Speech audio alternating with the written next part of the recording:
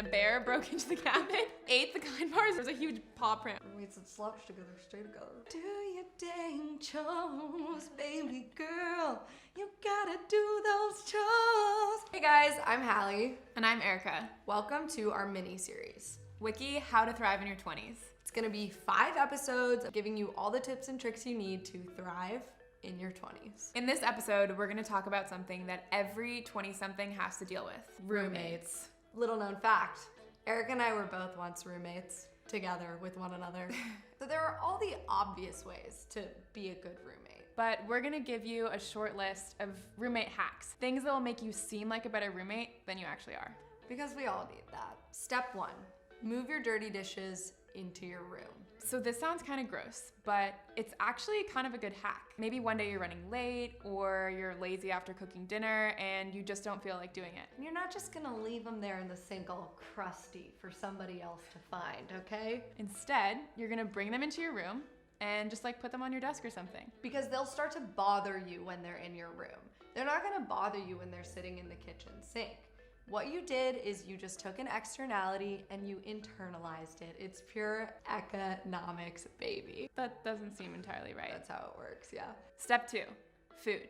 Label everything in the kitchen. Everyone should get their own shelves and everyone should know each other's dietary restrictions. And you can also do group dinners. Group dinners are awesome. It's such a good way to bond with your housemates and then also divide up all those responsibilities that come with grocery shopping and cooking. You could do that 2 times a week instead of 5. But it goes without saying that with cooking comes cleaning. As a wise man once told me, cooking is the leading cause of dishes. Okay, so we have to talk about chores.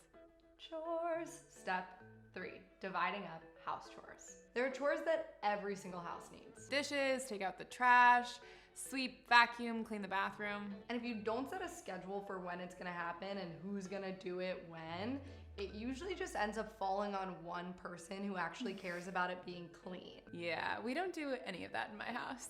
Which is why you're always taking the trash out and being passive aggressive towards your roommates.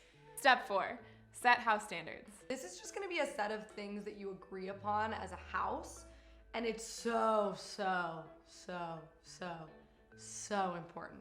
What are the common spaces? What is shared and what isn't? When do people turn off their loud music? Anything like that. And this is the time to be really honest and blunt. Ask people the questions that you're gonna wanna know and also tell people what your boundaries are so that you don't have people stepping over them later. So for example, I could be like, Erika, can I use your coffee grinder in the mornings? Sure. Can I keep my music on till midnight? Sometimes. And can I use your bed as a guest bed when you're gone? No.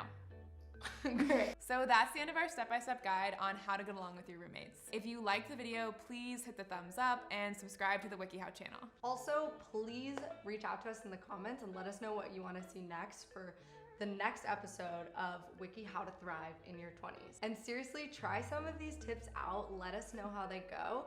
Maybe if you're lucky, you and your roommate could become friends for life.